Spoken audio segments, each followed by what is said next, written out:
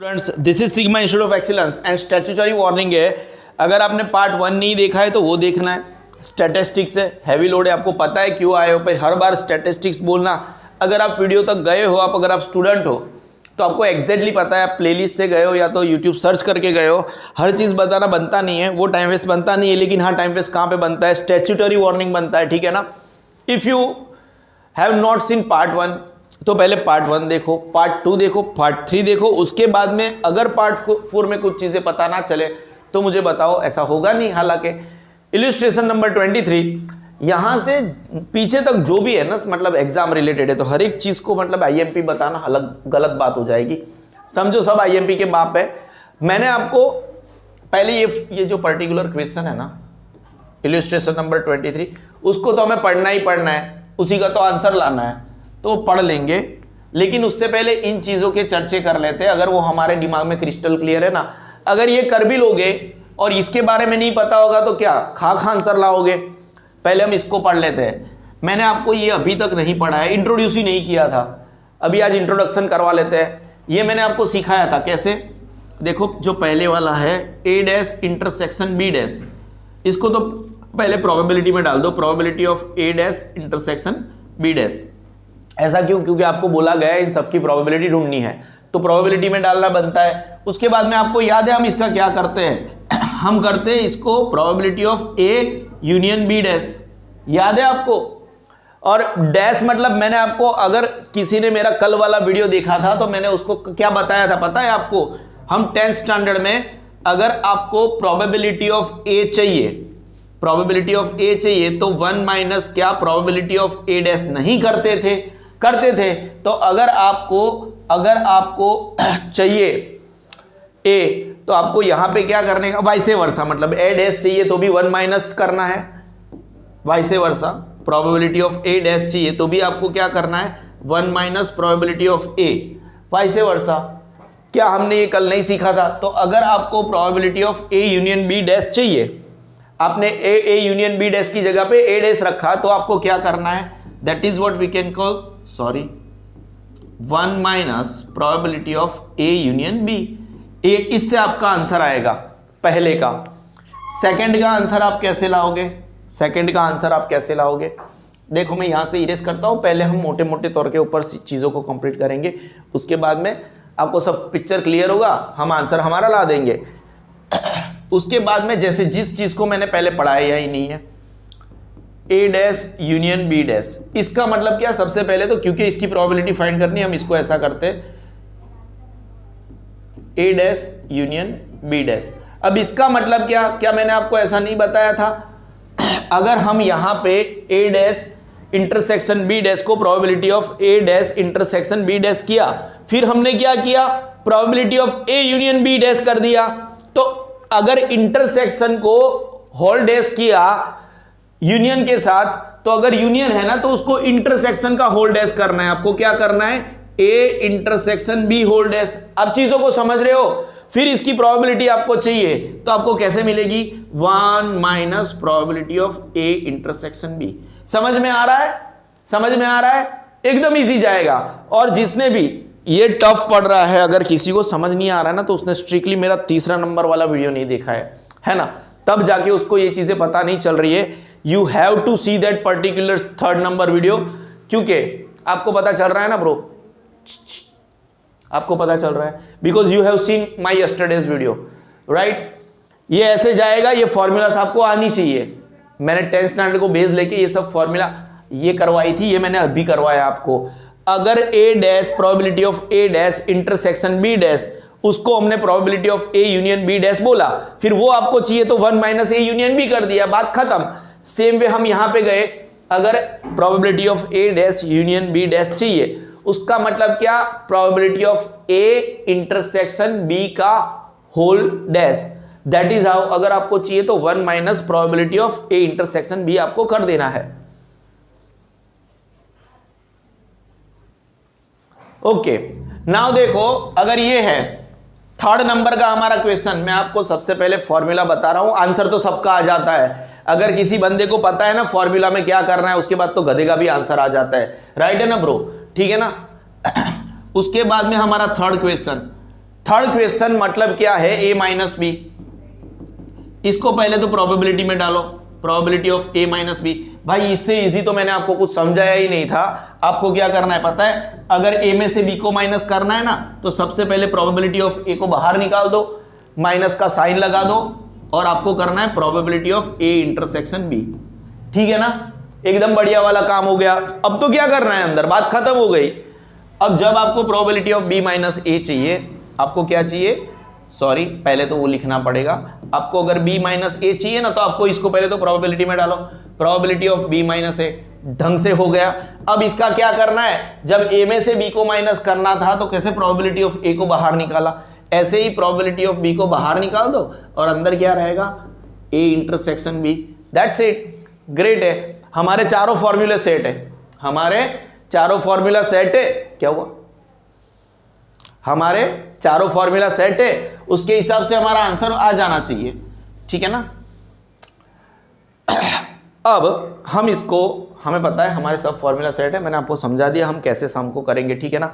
अगर आपको ये फॉर्मूलास नहीं आते तो जब जब भी मैं कराऊं ना, उसको समझने की कोशिश करें कि ये फॉर्मूला सर कैसे कर रहे हैं। ठीक है ना, क्योंकि अगर ये फॉर्मूलास नहीं आ रहे ना, तो आगे के एक भी सम करने का कोई मतलब नहीं बनता, बिल्कुल बिल्कुल भी मतलब नहीं बनता। ठीक है ना, एकदम बैंग ऑन टारगेट है। अब हम आगे बढ़ने के लिए लायक है, ये फॉर्मूलास को मैं इरेज करता हूं। ठीक है ना, कोई डाउट है, नहीं है, इरेज करना पसंद नहीं कर देंगे, हम वहीं पे सम करने की कोशिश कर देंगे, जहां पे थोड़ी बहुत जगह मिलेगी ना, मैं कुछ भी करके सेट करता हूं। कोई डाउट है बेटा, नहीं है। हम इसको सॉर्ट आउट करते हैं पहले, ये वाला पोर्शन शायद हमारा यहां पे हो जाएगा। We are trying. आपको क्या बोला गया है, अब इसको भी सॉर्ट आउट कर लेते हैं। Probability of a is equal to 2 probability of b is equal to 4 probability of a intersection b is equal to 0.6। इसका मतलब क्या, ये सब इक्वल है। उसका मतलब क्या, इंडिविजुअल इक्वालिटी दो। Probability of a is equal to 0.6 है ना, 2 probability of b is equal to 0.6, 4 probability of a intersection b is equal to 0.6। ये हमने 0.6 सबको दिया, हमने क्या दिया, 0.6 सबको दिया। प्रोबेबिलिटी ऑफ a तो फाइनल हो गया 0.6 है। प्रोबेबिलिटी ऑफ b क्या हुआ पता है आपको, 0.6 डिवाइडेड बाय 2, क्योंकि ये इसके साथ मल्टीप्लीकेशन में, तो आपका आंसर आएगा 0.3। समझ रहे हो, है ना। तो सर इसका क्या करेंगे, यहां पे करेंगे probability of a intersection b है ना, वो 0.6 डिवाइडेड बाय 4, यानी वो आएगा 0.15। कैलकुलेटर आपके हाथ में होता है, थोड़ा सा ओवर कॉन्फिडेंट दिखा दिया है मैंने, आपको पता चला है ना। ये कैसे आया, सबसे पहले तो ये जो आपका क्वेश्चन दिया है सब में बीच में इक्वल का साइन है, उसका मतलब क्या, प्रोबेबिलिटी ऑफ a क्या है 0.6, 2 प्रोबेबिलिटी ऑफ b क्या है 0.6, 4 probability of a intersection b क्या है 0.6। तो सबको इंडिविजुअली 0.6 दे दो, फिर जो प्रोबेबिलिटी ऑफ a था वो तो 0.6 ही था, लेकिन प्रोबेबिलिटी b है उसके साथ मल्टीप्लिकेशन में 2 है, तो इक्वल के उस तरफ डिवाइड में चला जाएगा, 0.3 हो जाएगा।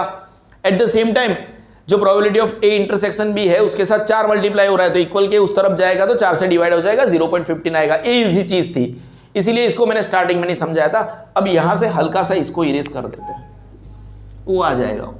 ठीक है ना, अब समझ रहे हो। अब हमारा जो पहला क्वेश्चन का था a dash intersection b dash, सबसे पहले आपको क्या करना है, उसको प्रोबेबिलिटी में डालना है। Probability of a dash intersection b dash, जब ऐसा हो ना दोनों की तरफ डैश हो, तो आपको क्या करना है पता है, probability of a union b whole dash करना है ना। वापस मैं याद कराता हूं, मैंने इसको आपको कैसे कराया था। देखो, जब भी आपको प्रोबेबिलिटी ऑफ a डैश चाहिए था, याद है 10th स्टैंडर्ड में, तो आप क्या करते थे, क्या 1 माइनस प्रोबेबिलिटी ऑफ a नहीं करते थे, आप करते थे, है ना। तो अगर आपको probability of a union b dash चाहिए, अगर आपको probability of a union b dash चाहिए, तो क्या हम 1 minus probability of a union b नहीं कर सकते, हम कर सकते हैं। सही है ना, पता चल रहा है, ओके फाइन। तो ऐसे जब भी जाएगा हम ऐसे कर लेंगे, हम आगे बढ़ते हैं। यार अब तो एकदम इजी हो गया। Probability of a union b, oh my god, ये तो हमारे पास probability of a union b है ही नहीं। Probability of a union b है क्या आपके पास, probability of A union B आपके पास है ही नहीं, इसके लिए आपको probability of A union B का फॉर्मूला लगाना पड़ेगा। क्या लगाना पड़ेगा, याद करते हैं हम।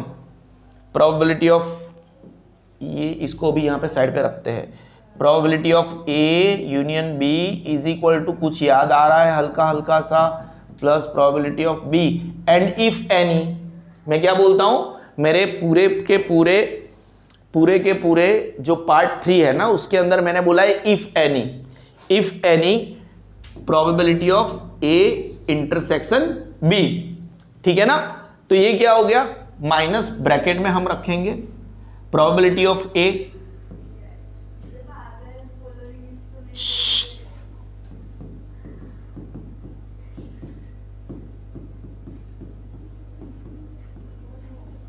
लुक प्रोबेबिलिटी करने के लिए आपको बहुत मेहनत करनी पड़ेगी, क्योंकि आगे जैसे जैसे आगे जाते हैं ना, वो फॉर्मूलास एक की जगह दूसरा, दूसरे की जगह तीसरा, that is how it is very difficult, but for me it is not difficult.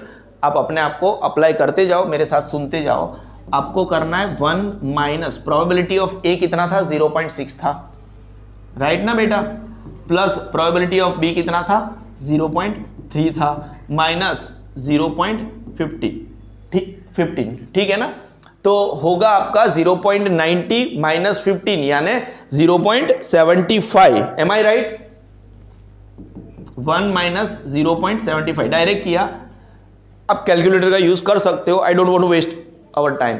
हमने बहुत कुछ डिटेल में समझाया है, एक एक सम को लंबा लंबा टाइम जा रहा है। 0.60 प्लस 0.30 इज इक्वल टू 0.90, उसमें से 0.15 माइनस किया। सर ये सब कहाँ से आया, ऊपर से आया बेटा, ये वैल्यू सम करके बैठे। हमारा basically A dash probability of A dash intersection B dash हमारा आ रहा है 0.25। कोई डाउट है, कोई डाउट है, नहीं है ना। चलो, क्या ये इजी हो जाएगा। हमारा दूसरा वाला question, we are A dash union B dash, A dash union B dash को आप डालो probability of A dash union B dash. उसका मतलब क्या, मैंने थोड़ी देर पहले ही सिखाया, probability of A intersection B dash. अब इसको लाना है, तो इसका आंसर लाना है, तो हमें क्या करना पड़ेगा, 1 माइनस कर दो probability of A intersection B, क्या कर दो, 10th स्टैंडर्ड से सिखाया था, ये रहा, ऐसे करके। कोई डाउट है। अब क्या आपके पास probability of A intersection B है, हाँ दिया गया है, probability of A intersection B 0.15, तो इजीली कर लो 1 माइनस 0.15, तो इसका आंसर आएगा आपका 0.85। कोई डाउट है, नहीं है। अब हम क्या करते हैं, एक क्रिएटिव बोर्ड ले लेते हैं जहां से a माइनस बी और b माइनस ए कर लेंगे। ये आपको देखना है तो देख लो। कोई डाउट है, नहीं है। किसी चीज आपको कोई स्क्रीनशॉट की जरूरत हो तो आप पढ़ सकते हो, ठीक है ना। वैसे ये सब आपकी बुक में भी है, लेकिन कोई चीज आपको यूनिक लगे, जैसे मैंने आपको ऐसे समझाया था, फॉर्मूलास में डिटेलिंग में समझा रहा हूं, ठीक है ना। मैं मेरा क्रिएटिव बोर्ड ले लेता हूं।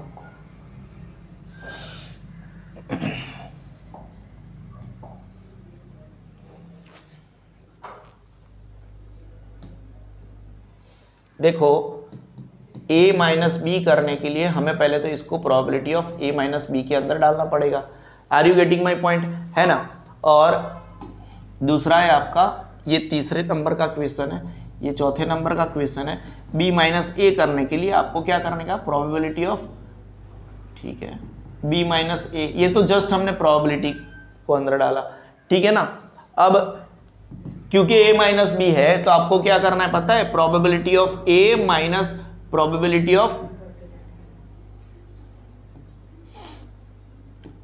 ऑफ a इंटरसेक्शन b करना है, ठीक है ना। और जब आपको b माइनस ए चाहिए, तो आपको क्या करना है, probability of b minus probability of a intersection b करना है। समझ रहे हो, फॉर्मूला हो रही है ना। अब आपको पता है प्रोबेबिलिटी ऑफ a क्या था, याद है आपको, प्रोबेबिलिटी ऑफ 0.6 क्या था, 0.6। आपको ये पता है probability of a intersection b क्या था, 0.15, माइनस करो 0.45 आया 0.45। मैं कैलकुलेटर करके नहीं बता रहा हूं, ऐसे फाइनली बता दिया। एंड आपको ये चाहिए, प्रोबेबिलिटी ऑफ b क्या था, 0.33, मतलब 30 सेम ही हुआ। एंड ए इंटरसेक्शन b हो गया 0.15, 15, तो आपका कुल मिला के आंसर आया आपका 0.15। तो हमारे चारों आंसर आ गए। एक मैंने यहां पे क्रिएटिव बोर्ड पे ऊपर करके दिखाया, 2, 3 और 4, और इलस्ट्रेशन 23 के 1 और 2 हमने करवाए। जो उसका एग्जाम्पल में आजू बाजू में खाली जगह थी ना, वहीं पे हमने करवाया। कोई डाउट है क्या? बिल्कुल भी नहीं है।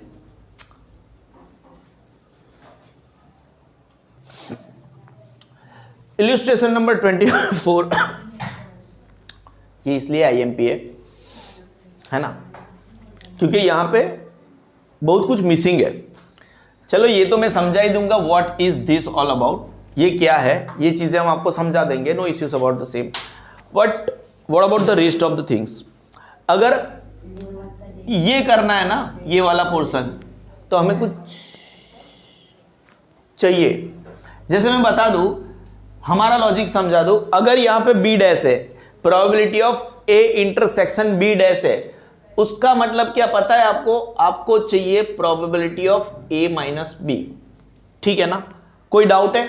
और वो तो हमने फॉर्मूला आपको इतना इजी से मतलब रटवाया है ना, कि इसको मतलब probability of A minus probability of A intersection यार बी करना है। ये थोड़ा इधर पे आ गया ना, इश्यू होता है।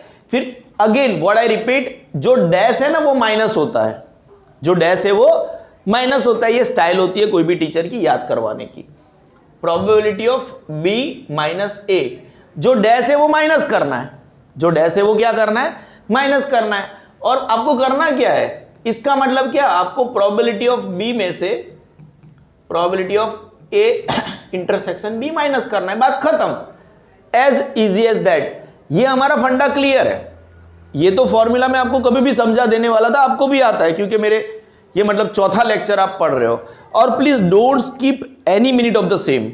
कहां पे क्या घुस जाएगा कुछ पता नहीं चलेगा, समझ रहे हो? ये सम को करने के लिए बेसिकली हमारी औकात अभी आ नहीं रही है। क्यों नहीं आ रही है? क्योंकि यहां पे ए यूनियन बी दिया गया है, देखो सियाप्पा है ना। ए यूनियन बी तो हमें चाहिए ही नहीं। इन दोनों जो हमें मांगी गई है, ये दोनों चीजें, इसमें ए यूनियन बी की जरूरत है नहीं, फिर भी दिया गया है। फिर आपको चाहिए probability of A, probability of A dash दिया गया है, प्रॉब्लम है।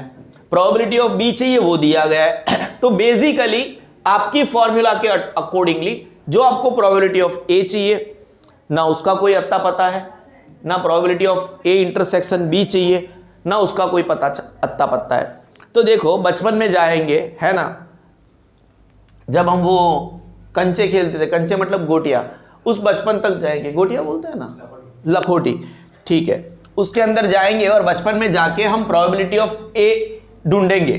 तो प्रोबेबिलिटी ऑफ ए, जब हम बचपन में कंचे खेलते थे तब हमें पता है कि प्रोबेबिलिटी ऑफ ए ढूंढने के लिए 1 minus probability of A dash से हमारा काम हो जाता था। क्या हो जाता था? बचपन में हो जाता था ना, जब हम कंचे खेलते थे, ठीक है। तो 1 माइनस 0.3 कर दो बेटा, ये 0 है। मेरे राइटिंग की तो मतलब ये इस चीज का हमेशा अफसोस रहेगा। वैसे नोट में अच्छे राइटिंग आता है, मैं आपको बता दूं। 1 माइनस 0.3। अब ये बताने की जरूरत नहीं कि मैं टॉपर हुआ करता था एंड मेरी नोट्स मतलब पूरे मार्केट में घूमती रहती थी, मेरे राइटिंग्स नोट में इतने अच्छे रहते थे, बराबर है। लेकिन अब बोर्ड के ऊपर क्या है, ये पेन का प्रॉब्लम है। हंस रहा है, देखो बच्चों को मतलब सर की उड़ाने में मजा आता है, ठीक है ना। तो आपकी प्रोबेबिलिटी ऑफ ए क्या आई मोटे मोटे तौर के ऊपर 0.7। अभी भी सियाप्पा तो वैसा का वैसा है। आपको पता है आपको ए इंटरसेक्शन बी चाहिए। अरे यार ए इंटरसेक्शन बी वो ढूंढने का तो फॉर्मूला हमारे पास है ही नहीं, लेकिन हम आपको जो लॉ ऑफ एडिशन है, ठीक है ना, उसको अगर हम आपको याद करवा दें, probability of A union B is equal to probability of A plus probability of B minus probability of A intersection B. क्या इस फॉर्मूला से हम probability of A intersection B निकाल सकते हैं? कायदे से निकाल सकते हैं, क्योंकि आपको दिया क्या गया है 0.83 is equal to probability of A, अब भी हमने ढूंढा 0.7 is equal to plus probability of B 0.6 minus A intersection B, भाई वही तो हम ढूंढ रहे हैं, ए इंटरसेक्शन बी। कोई डाउट है?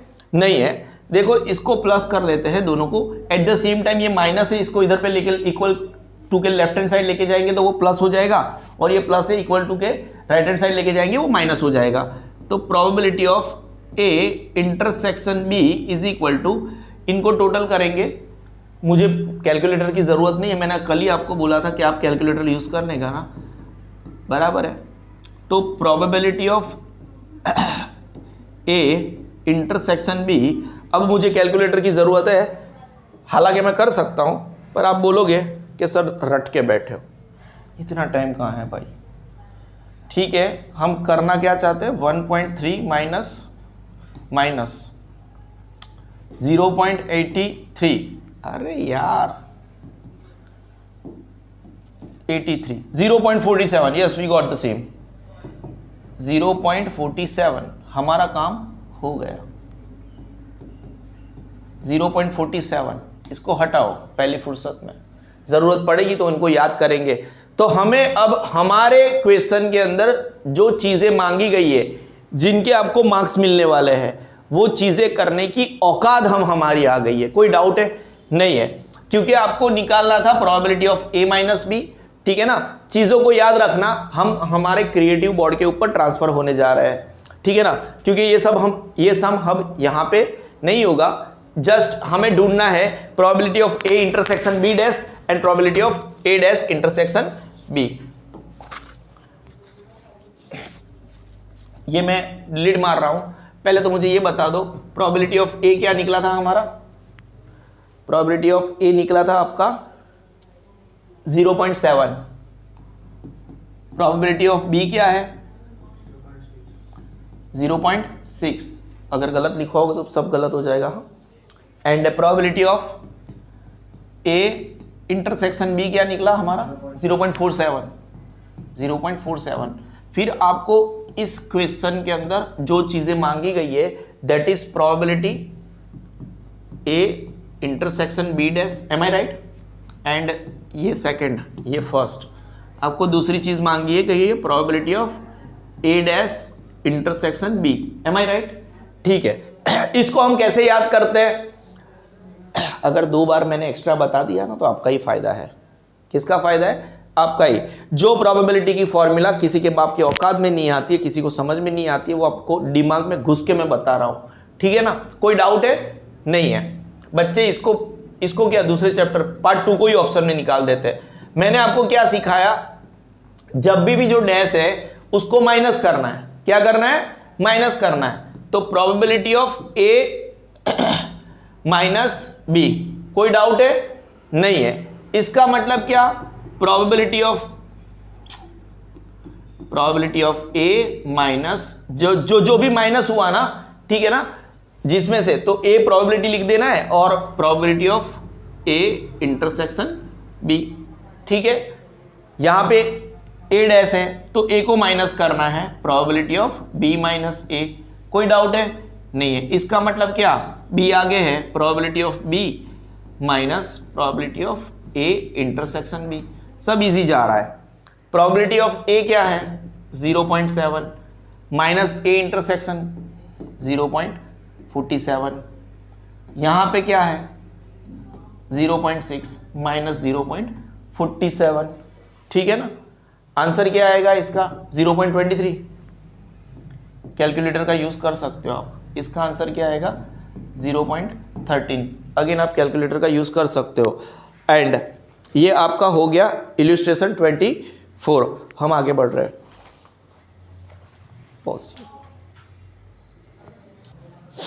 अरे यार देखो ये इल्यूस्ट्रेशन 25 है ना, ये तो एक्चुअली होमवर्क वाला सम है, बट अब करें क्या, करवाना तो पड़ेगा, मजबूरी है। कितना इजी है देखो, करवाने की जरूरत थी कि नहीं जरूरत, खत्म होने के बाद बताना, है ना। कोई बात नहीं, खत्म होने के बाद होमवर्क में कर लेना। पहले तो ये जो दिया है इसका मतलब क्या, इंडिविजुअल दे देते हैं इसको, क्या दे देते हैं individual. 3 probability of A is equal to 1, कोई डाउट है? At the same time for probability of B is equal to 1। यार ये बोर्ड है ना, थोड़ा डिलीट मारना पड़ेगा चीज़ें, आज थोड़ा हैंग हो रहा है। 1 ये मल्टीप्लीकेशन में उधर पे डिवाइड में चला जाएगा। Probability of A is equal to 1/3, probability of B is equal to 1/4। ये हमारा हो गया। अरे यार अब ढूंढना क्या है सही में बच्चों, ए यूनियन बी हमें ढूंढना है। तो हमारा रूल क्या है, probability of A plus probability of B minus if any probability of A intersection B. कहीं भी दिख रहा है ए इंटरसेक्शन बी, तो क्यों डापण कर रहे का, निकाल दिया हमने हमारा डापण। आप मत लिख के इरेज करना, गंदा लगेगा। मेरा देखो डापण दिखता भी नहीं है, आप समझ रहे हो। पहले मैंने डापण किया फिर हाथ से इरेज कर दिया। इसको बोलते टैलेंट, बोर्ड का टैलेंट है, अपना नहीं है। एलसीएम लेने का बेटा, क्या लेने का, एलसीएम लेने का। थोड़ा ऊपर नीचे हो गए।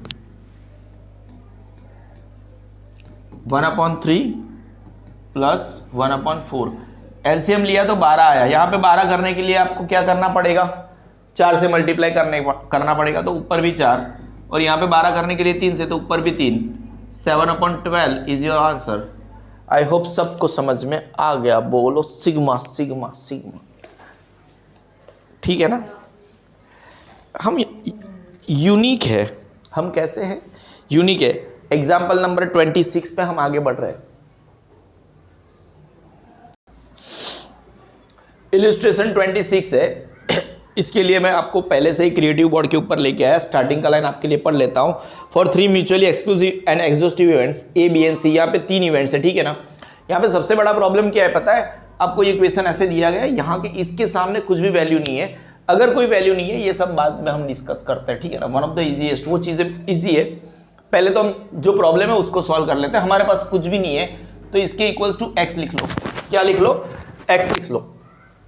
अब देखो उसके आगे वाला काम हमें आता है, क्या आता है, जैसे कि थोड़ा साइड पे ले लेता हूं। 2 probability of A is equal to x, ठीक है। 3 probability of B is equal to x. 4 probability of C is equal to x. Are you getting, ठीक है ना। उसका मतलब क्या, probability of A is equal to x/2, ठीक है ना। Probability of B is equal to x/3, probability of C is equal to x/4। ये भी सही है। अब आप हम थोड़ा पीछे जाते हैं। आपको पता है जब आपका यूनियन था, यूनियन वाला फॉर्मूला, अगर 3 चीजें हो, प्रोबेबिलिटी ऑफ ए यूनियन, मैं थोड़ा ऊपर लिख लेता हूं, probability of A union B union C, है ना, is equal to probability of A plus probability of B plus probability of C is equal to 1 होगा, है ना। सभी जो इवेंट्स होगी उनका टोटल क्या होगा, 1 होगा।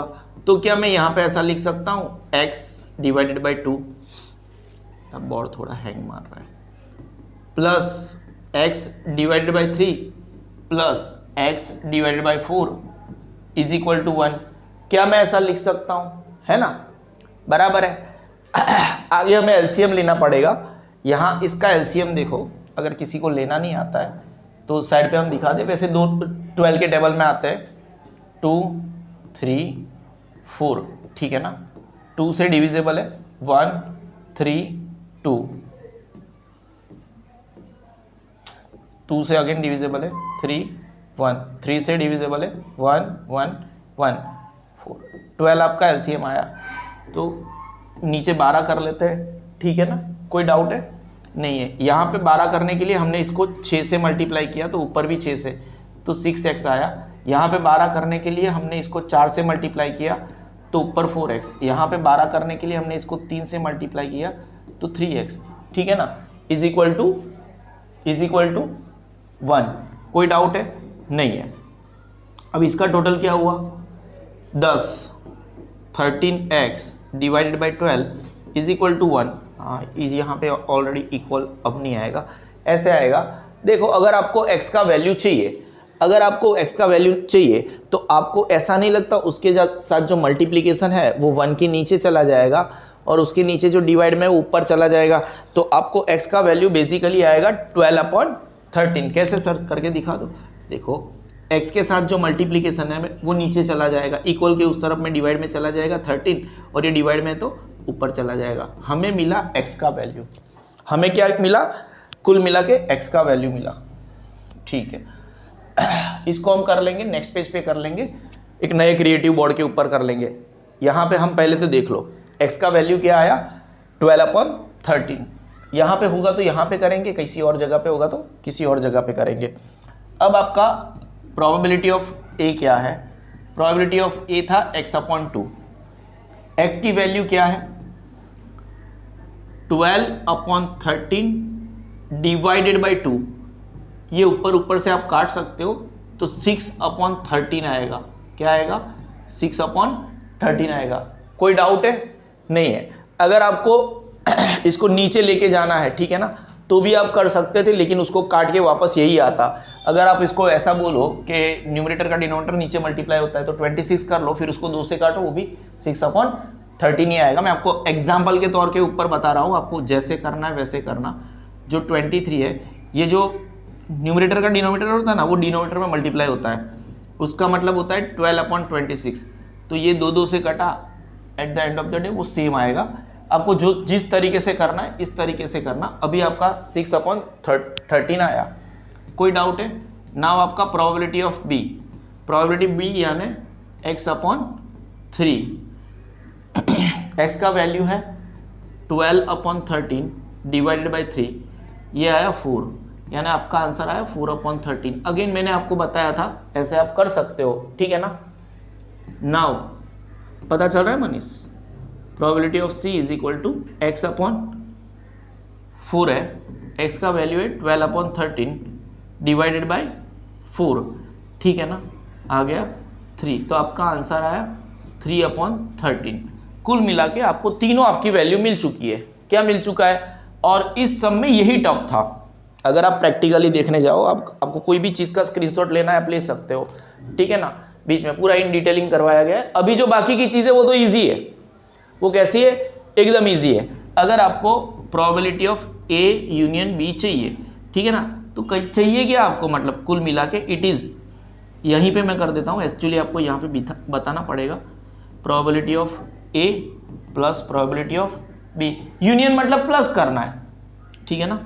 तो प्रोबेबिलिटी ऑफ A क्या था 6/13 प्लस प्रोबेबिलिटी ऑफ 4/13, नीचे 13 कॉमन है, 10/13। कोई डाउट है? नहीं है। एट द सेम टाइम मैंने पहले ही बोला था ये एकदम इजी है, B union C। B union C मतलब क्या, probability of B plus probability of C। Probability of B क्या है 4/13, C क्या है 3/13, यानी आपका आंसर आएगा 7/13। Are we getting? Yes, Seema institute of excellence 7/13। कोई डाउट है? मैं थोड़ा हट जाता हूँ, अगर आपको स्क्रीनशॉट लेना है तो आप ले सकते हो, तगड़ा वाला है।